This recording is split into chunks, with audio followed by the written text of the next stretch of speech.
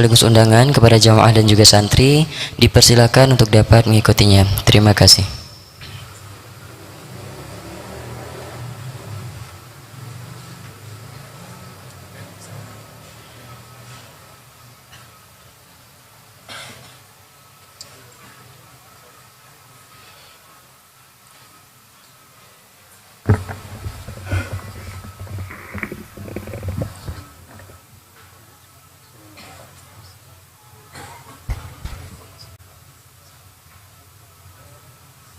Bismillahirrahmanirrahim. Kepada para jamaah yang ingin mengikuti kajian, dipersilakan untuk lebih merapat ke pemateri. Boleh Pak yang masih di belakang, karena di belakang akan ditempati oleh ahwat.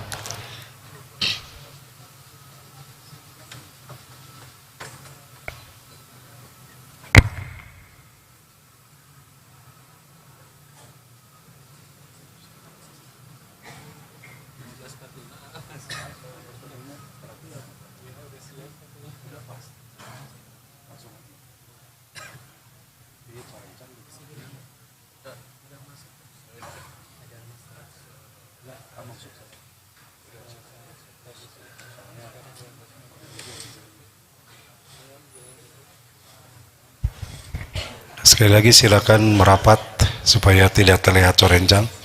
Insya Allah akan masuk langsung dari Mekah.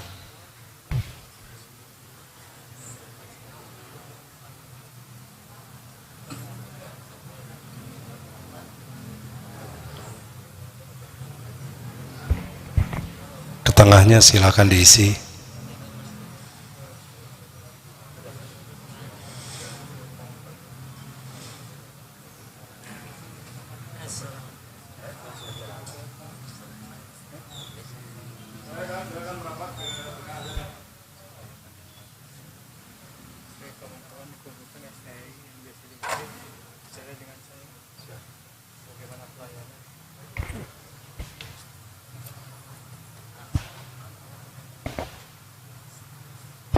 Ya insya Allah 15.45, sekarang sudah 46 ya. Kita mulai sambil menunggu AA. Silakan merapat, ibu-ibu bisa maju Bu sampai batas hijab. Kalau di kamera tengahnya jadi kosong ini. Supaya tengahnya padat gimana Pak Haji Cucu? Nah, silakan yang sebelah sini geser ke sini ke tengah. Sebelah sini juga digeser ke tengah. Jadi tidak kelihatan corencang.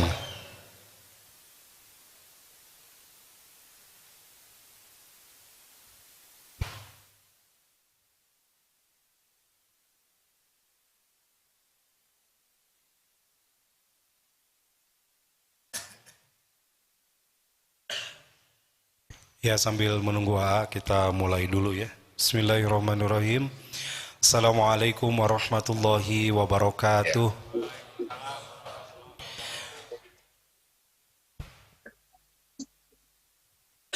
Alhamdulillah sudah masuk AA, silakan AA. Ya buka aja. Buka dulu. Aja dulu Ustaz. Siapa? Assalamualaikum warahmatullahi wabarakatuh.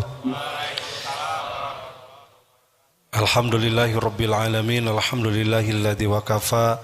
Wassalatu wassalamu ala nabiyyil mustafa wa ala alihi wa ashabihi ahla sidqi wal wafa. Asyhadu an la ilaha illallah wahdahu la syarikalah wa asyhadu anna Muhammadan abduhu wa rasuluhu alladzi la nabiyya wa la rasula ba'da. Alhamdulillah, puji syukur hanya milik Allah. Salawat salam semoga dilimpah curah kepada Nabi kita, tauladan hidup dan kehidupan kita, uswah dan qudwah kita, Nabi Muhammad sallallahu alaihi wasallam. Alhamdulillah Bapak Ibu, kita akan langsung terhubung dengan AA di Mekah Al-Mukarramah atau masih di Madinah nampaknya ya. Nah, mudah-mudahan dalam suasana dingin ya.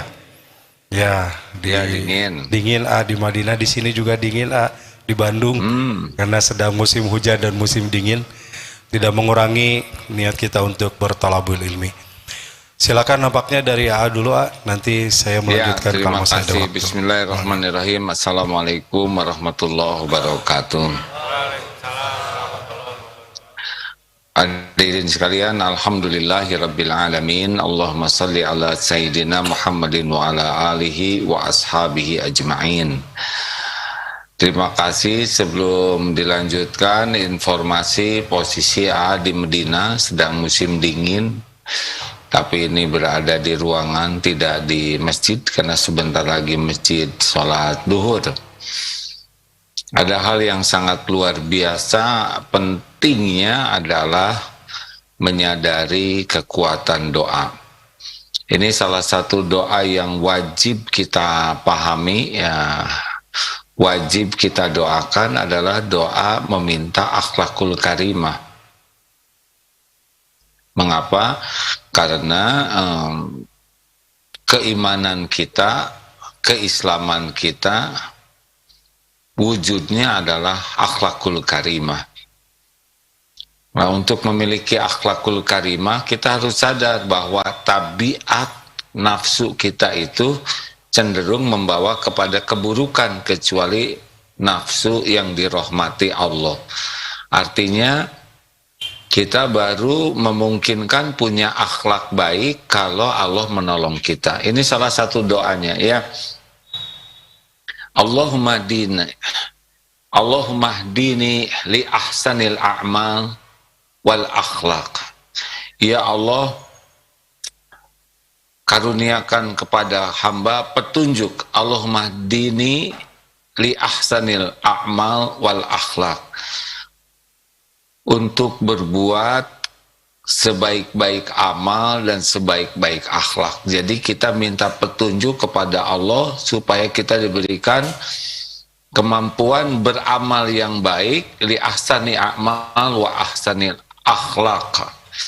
La yahdi li ahsaniha, tidak ada yang bisa membuat kami bisa berakhlak sedemikian itu illa anta, kecuali dengan pertolongan Allah.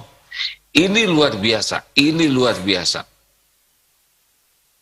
Jadi kita harus menyadari bahwa kita ini hanya baru bisa berakhlak baik kalau Allah menolong kita, memberikan petunjuknya, hidayahnya.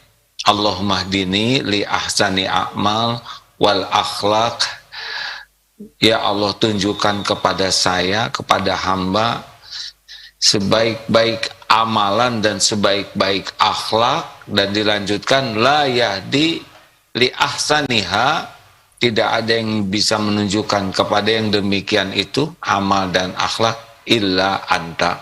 Wakini sayyi'al a'mal wal akhlak, dan, nah ini ya, lindungi kami, la saqini sayyi'al a'mal wal sayyi'al akhlaq, la yaqi sayyi'aha illa anta, dan tidak ada yang bisa melindungi hamba dari keburukan amal dan keburukan akhlak selain engkau. Artinya, kalau kita memahami la haula wala quwata illa billah dengan benar, kita itu tidak punya kemampuan untuk berbuat taat kecuali dengan pertolongan Allah, dan kita juga tidak punya kemampuan menjauhi maksiat kecuali dengan perlindungan Allah. Oleh karena itu aneh sekali kalau kita tidak serius merengek kepada Allah meminta akhlakul karimah. Seharusnya kita benar-benar merengek, merintih, menghibah agar kita diberikan akhlak yang baik. Dalam hadis Bukhari, Allahumma ahsanta khalqi fa ahsin khuluqi. Ya Allah, sebagaimana engkau telah perbagus penciptaan diriku, maka baguskanlah akhlakku. Nah, ini juga doa yang paling pendek, ya. Allahumma ahsanta khalqi fa ahsin khuluqi. Jadi ini bukan untuk doa bercermin, ya. Kalau doa untuk bercermin itu hadisnya dhaif. Kalau ini jelas, ini hadisnya sahih, hadirin, ya. Oh, hadis riwayat Ahmad tapi disahihkan. Nah, ada doa yang penting, doa selanjutnya itu Allahumma inni a'udzubika min munkaratil akhlaq wal a'mal wal ahwa wal adwa. Ya Allah, sesungguhnya Allahumma inni a'udzubika, sesungguhnya hamba berlindung kepadamu dari keburukan akhlak, kemungkaran akhlak, kemungkaran amal, dari hawa, nafsu yang buruk, dan penyakit. Ini adalah hadis yang sangat penting untuk kita pelajari, hadis riwayat Imam Tirmizi, supaya kita terus belajar meminta kepada Allah, merengek agar kita diberikan kemuliaan, keindahan, kebaikan amal, wal akhlak, dan kita berlindung kepada Allah. Allahumma inni a'udzubika min munkaratil akhlak wal a'mal wal ahwa wal adwa, dari penyakit, dari akhlak yang buruk, dari amal yang jelek, dari hawa yang menggelincirkan, dan dari nafsu, dari penyakit maksudnya. Nah, hal yang luar biasa pentingnya ini hadirin kita harus pahami supaya kita tidak terjebak. Ada juga Allahumma ati nafsi taqwaha wa zakkaha anta khairu man zakkaha anta waliyuha maulaha. Ya Allah, limpahkan ketakwaan, limpahan kepada jiwa ini, nafsi, ya Allahumma ati nafsi taqwaha wa zakkaha, minta agar diri jiwa ini oleh Allah diberikan ketakwaan dan diberikan kesucian. Ini minta, ya. Anta khairu man zakkaha, ya, karena engkau adalah sebaik-baik yang bisa mensucikan diri ini, mensucikan jiwa ini, dan engkau waliyuha wa maulaha, hanya engkau juga yang bisa menjadi pelindung dan pemelihara jiwa ini. Kita ingin berakhlak baik, ya, tapi kita tahu tidak mudah. Nah, ternyata yang agak jarang kita minta adalah merengek, menghibah, memelas kepada Allah di dalam doa-doa kita agar kita diberikan akhlak yang baik dan dilindungi dari akhlak yang buruk. Mudah-mudahan ini menyadarkan kita bagi yang belum hafal doa, belum paham doa, dan belum sungguh-sungguh merengek, menghibah, memohon kepada Allah diberikan akhlak. Wajib sepertinya doa ini hafal, ya. Wajib meminta kepada Allah karena tidak ada yang bisa memberikan kemuliaan akhlak, kesempurnaan akhlak selain Allah yang mengaruniakannya. Tanpa pertolongan Allah, akhlak kita tidak bisa berubah. Bersamaan dengan kita mujahadah, memperbaiki diri, maka jangan pernah lupa untuk merengek, mendoa, menghibah, agar kita diberikan akhlakul karimah. Demikian,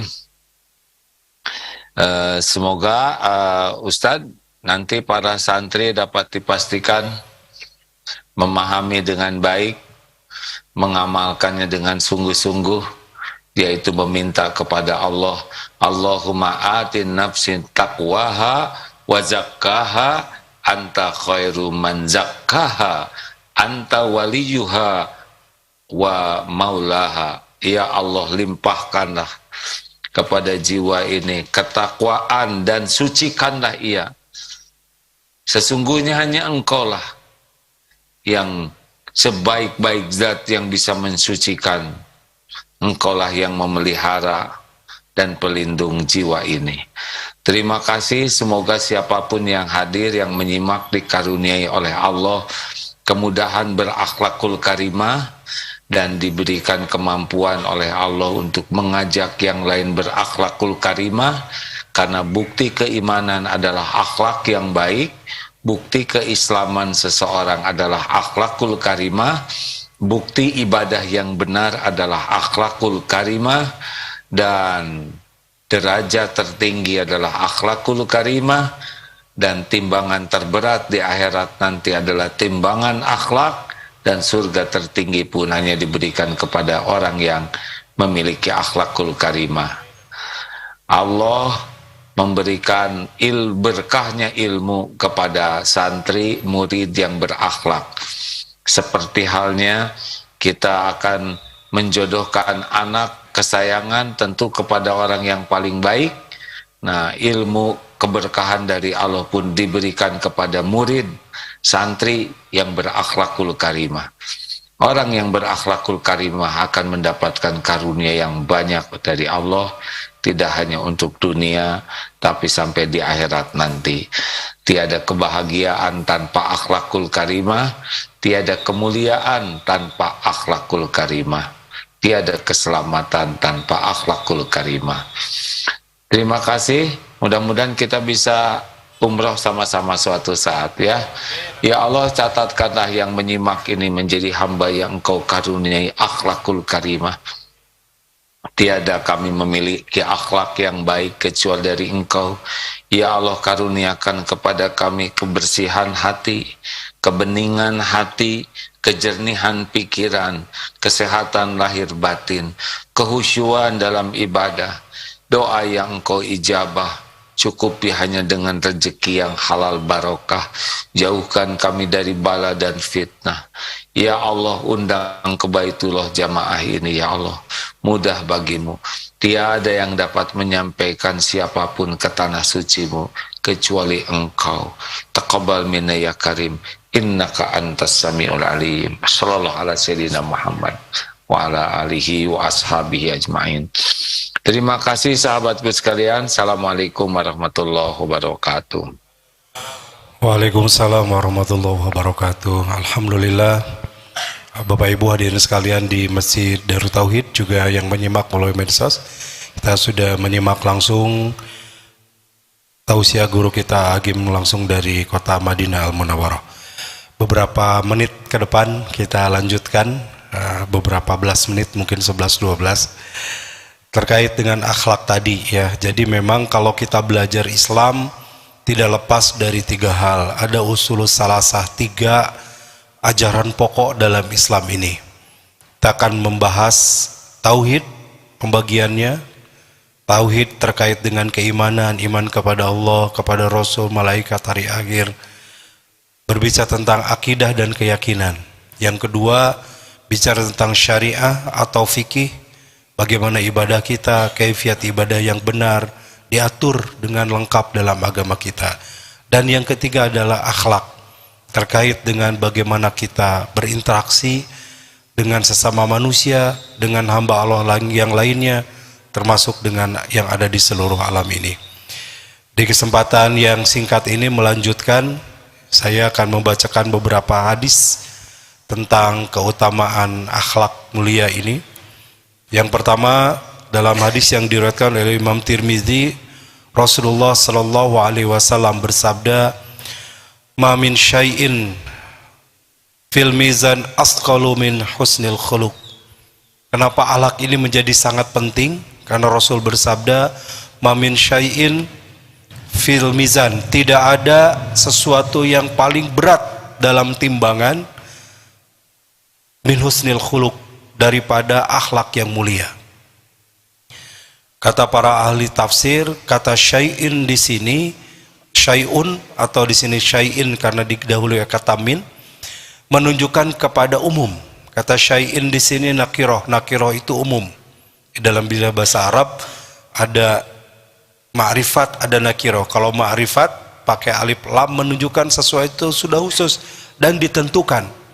Tapi kalau nakiroh umum, jadi tidak ada amal yang paling berat timbangannya secara umum dibanding dengan yang lain, amal-amal yang lain ya, daripada akhlak yang mulia.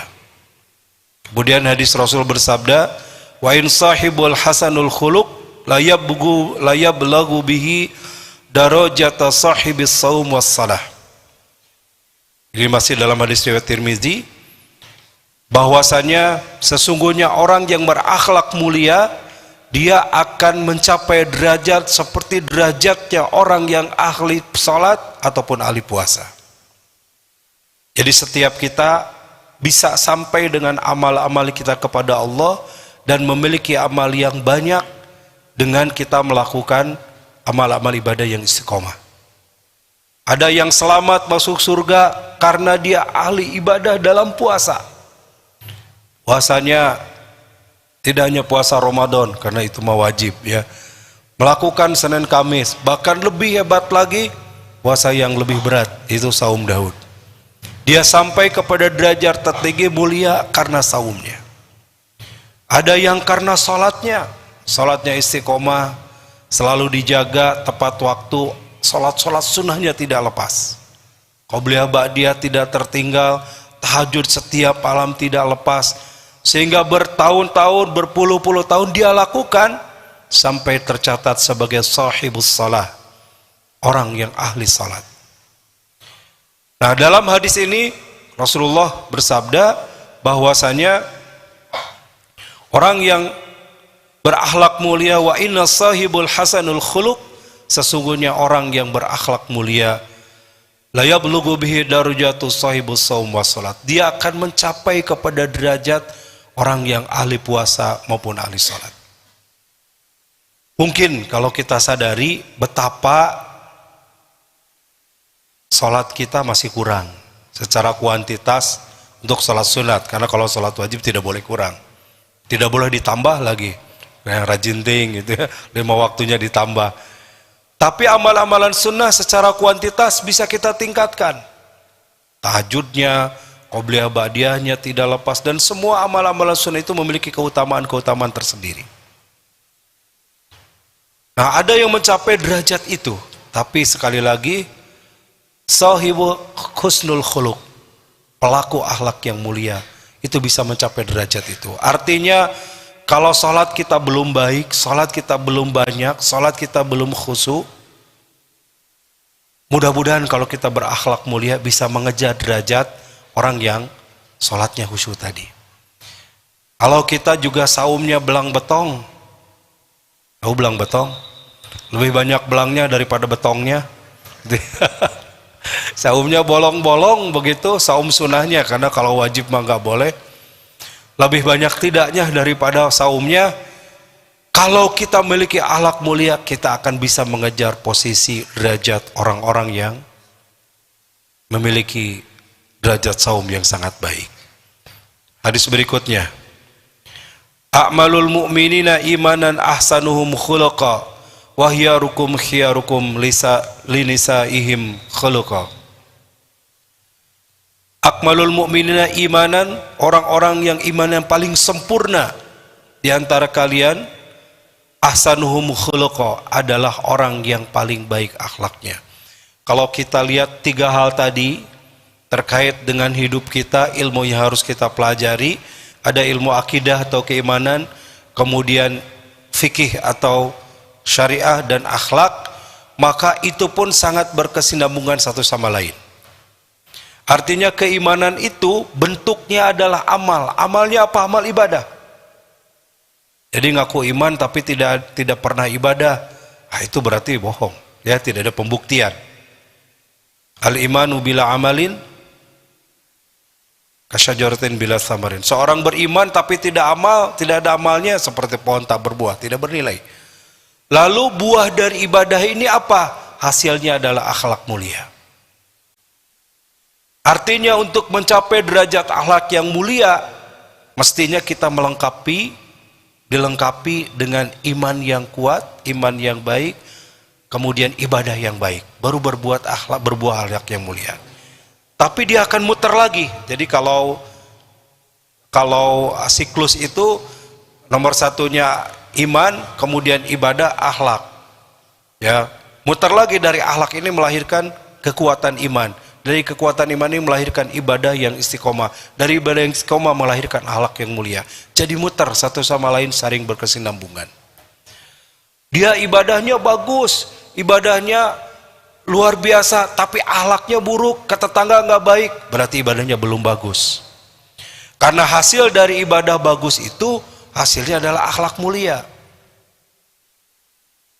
Oh, dia walaupun jarang ibadah, tapi kan akhlaknya bagus. Ini pun tidak sempurna. Ada orang-orang yang baik, ya itu sebatas baik saja, bisa saja.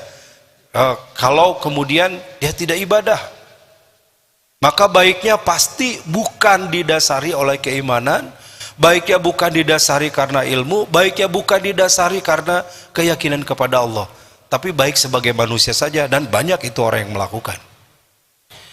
Nah, tetapi bagi seorang beriman, bahwa kita berakhlak mulia, ini adalah bentuk keimanan kita. Akhlak mulia adalah buah dari ibadah kita. Maka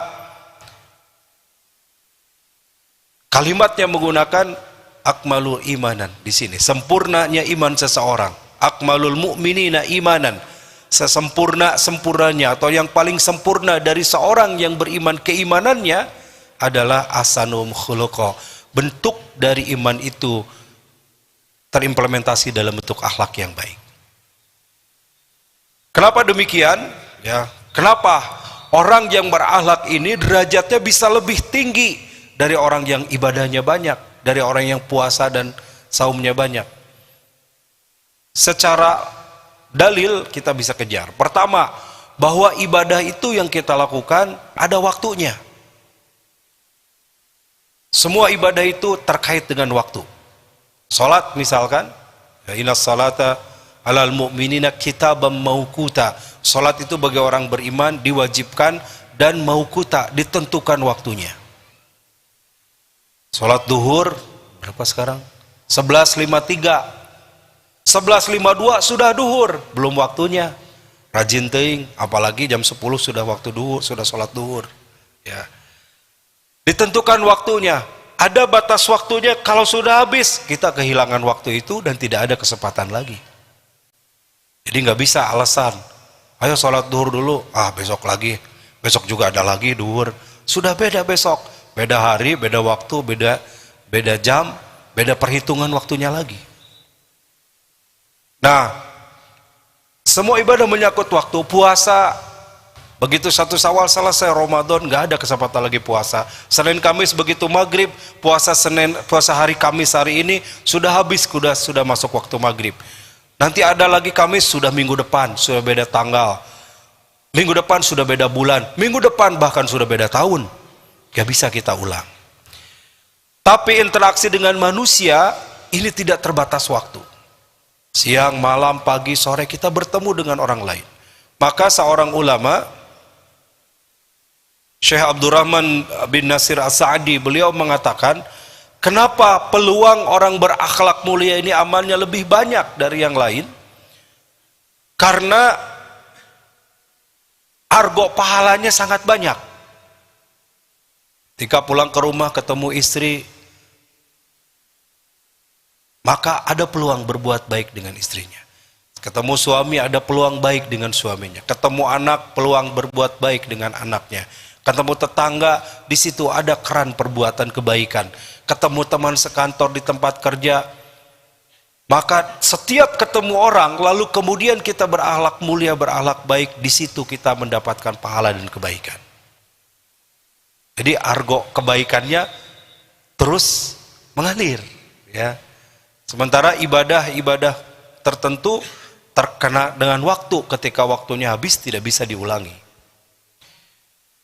Oleh karena itu, maka tugas kita adalah bagaimana kesempatan kehidupan kita diisi dengan akhlak yang baik. Sampai kapan? Sampai akhir hayat kita. Terakhir, Bapak Ibu, sahabat-sahabat sekalian, ada sebuah ungkapan dari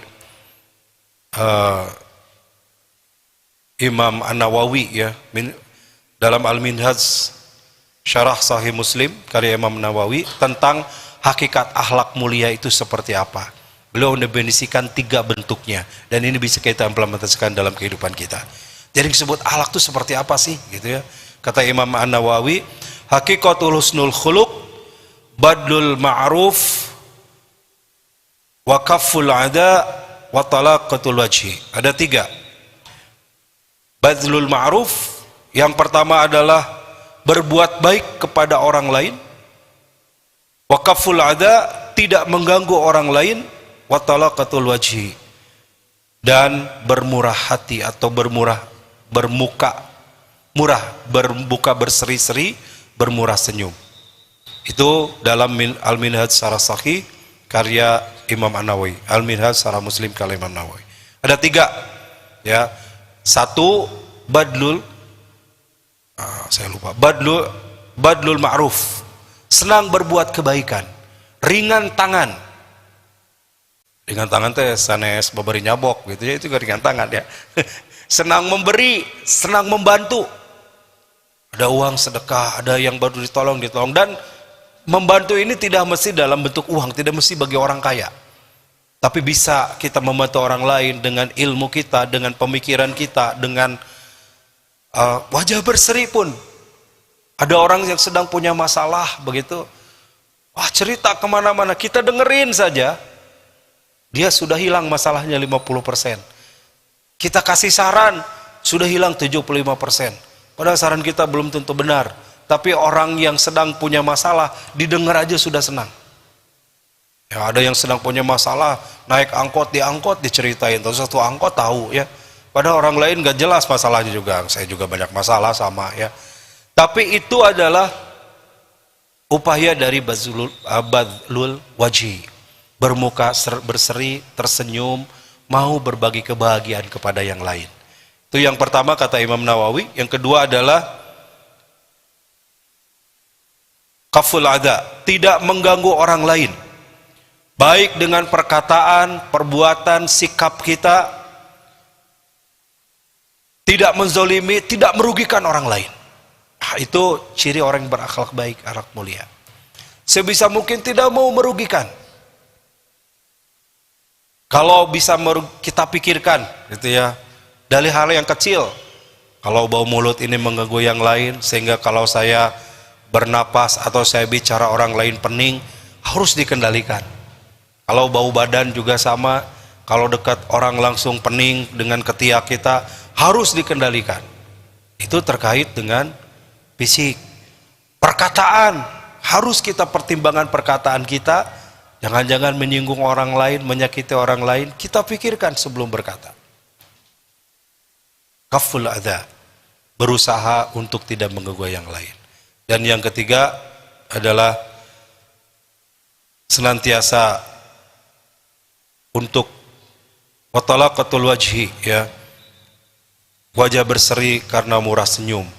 Selain meringankan tangan membantu, tidak mengganggu orang lain, wajah kita selalu tersenyum, tapi tetap dalam ketawaduan. Masya Allah. Ini 3 hal yang dipesankan oleh Imam Nawawi. Mudah-mudahan kita tergolong kepada orang-orang yang memiliki akhlak yang mulia. Berinteraksi kita setiap hari tidak lepas sebagai makhluk sosial, ketemu dengan orang lain, bicara dengan orang lain, berkomunikasi dengan orang lain. Maka harus sangat hati-hati agar tidak menyakiti saudara kita, agar tidak menyinggung, agar jadi kebaikan kita berbicara, berkomunikasi, berperilaku dengan baik. Mudah-mudahan ada manfaatnya dan ada baiknya doa tadi kita hafalkan yang disampaikan oleh AA ya, tentang bagaimana kita meminta kepada Allah, Allahumma hdini li husnil a'mal wa husnil akhlaq. Kita meminta kepada Allah diberikan petunjuk senantiasa untuk beramal dengan baik dan berakhlak dengan baik. Fa innahu la yahdi li husnihi illa anta, karena sesungguhnya tidak ada yang memberikan petunjuk, tidak ada yang memberikan akhlak yang baik, amal yang baik kecuali Allah saja. Dan banyak doa-doa lain yang bisa kita panjatkan kepada Allah agar kita diberikan akhlak yang mulia dalam hidup ini, karena akhlak yang mulia inilah yang menjadi pemberat timbangan amal kebaikan kita. Demikian, semoga ada manfaatnya. Terima kasih dan mohon maaf atas segala kekurangan. Aqulu qouli hadza wa astaghfirullah li wa lakum. Subhanakallahumma wa bihamdika asyhadu an la ilaha illa anta astaghfiruka wa atubu ilaik. Wassalamualaikum warahmatullahi wabarakatuh.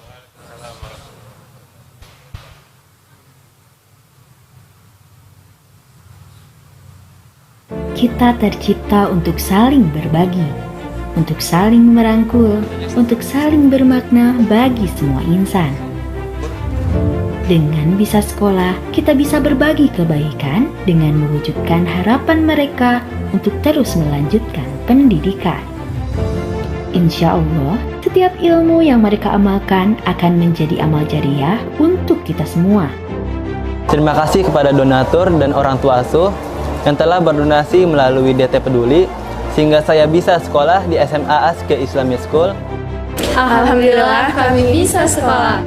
Bersama Bisa Sekolah, kita tingkatkan mutu pendidikan anak Indonesia.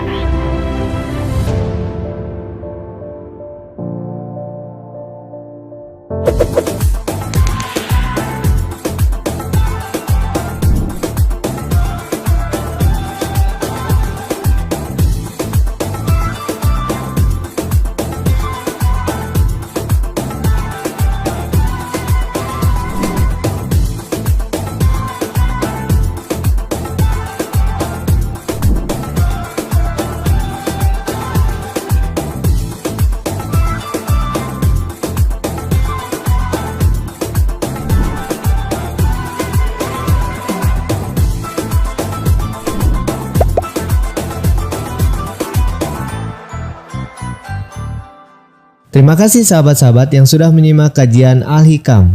Jangan lupa untuk subscribe dan share bila kajian ini dirasa bermanfaat. Jangan lupa untuk follow sosial media Aagim di Instagram @aagim, Facebook fanpage Kiai Haji Abdullah Gimnasiar, dan sahabat sekalian yang ingin kursus singkat menata hati, dapat follow Twitter AA di @aagim. Semoga kita selalu dalam lindungan Allah Subhanahu wa Ta'ala. Amin. Terima kasih sahabat. Jazakallah khairan katsira.